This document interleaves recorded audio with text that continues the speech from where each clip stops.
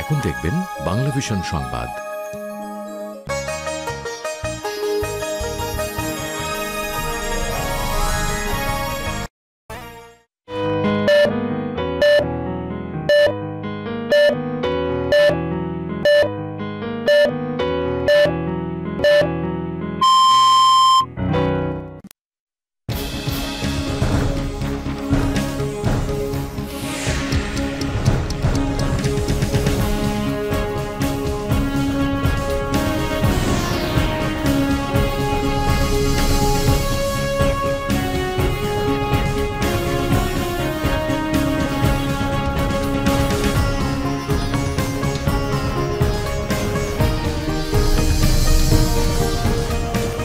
আসসালামু আলাইকুম। আমন্ত্রণ বাংলাভিশন সংবাদে আপনাদের সাথে আছি আমি শাকিলা সুবহান।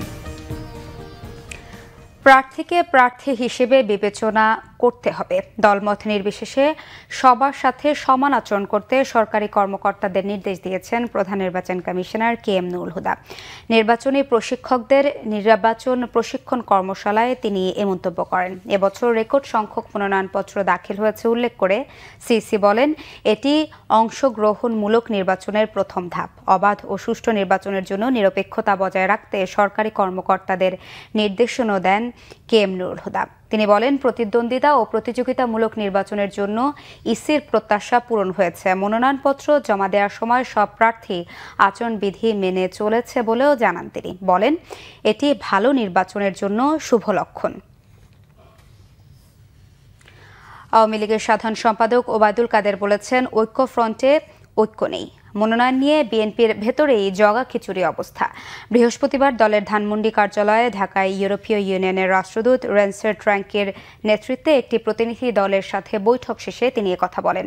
ওবায়দুল কাদের বলেন, সুনির্দিষ্ট তথ্য প্রমাণ ছাড়াই প্রার্থীদের হয়রানির মন গড়া অভিযোগ করেছে বিএনপি। তার দাবি, মনোনয়ন নিয়ে বিএনপি ঐক্যফ্রন্টের হযবর অবস্থা। পরিস্থিতি মির্জা ফখরুল ইসলাম আলমগীরের নিয়ন্ত্রণের বাইরে। ওবায়দুল কাদের আবারও দাবি করেন, মনোনয়ন নিয়ে শরিকদের সাথে কোনো টানাপোড়েন নেই। আওয়ামী লীগ প্রতিদ্বন্দ্বিতাপূর্ণ নির্বাচন চায় বলেও মন্তব্য করেন ওবায়দুল কাদের। কোনো যুদ্ধ অপরাধীকে ধানের শীষ প্রতীক দেয়া হবে না। জামাতের সবাই যুদ্ধ অপরাধী নয়, তাদের মধ্যেও মুক্তিযোদ্ধা আছে বলে মন্তব্য করেছেন বিএনপির নির্বাচন পরিচালনা কমিটির প্রধান নজরুল ইসলাম খান। বৃহস্পতিবার সকালে নয়াপল্টন কার্যালয়ে সংবাদ সম্মেলনে এই মন্তব্য করেন তিনি। নজরুল ইসলাম খান জানান, নির্বাচনের কৌশল হিসেবেই আব্দুল আওয়াল মিন্টু, হাবিবুন নবী খান সোহেল, মোয়াজ্জেম হোসেন আলাল নির্বাচনে অংশ নিচ্ছেন না। তবে নির্বাচন পরিচালনায় কাজ করবেন তারা। নজরুল ইসলাম খান বলেন, ঢাকা ৭ আসনের অন্যতম প্রার্থী মোশাররফ হোসেন খোকনকে সাদা পোশাকে পুলিশ তুলে নিয়ে গেছে। দলের ভাইস চেয়ারম্যান অবসরপ্রাপ্ত মেজর হাফিজকে ভোলায় মনোনয়ন দিতে বাধা দেওয়া হয়েছে। এছাড়া দেশব্যাপী বিরোধী মতের নেতাকর্মীদের হয়রানি ও গ্রেফতার অব্যাহত আছে বলে অভিযোগ করেন নজরুল ইসলাম খান।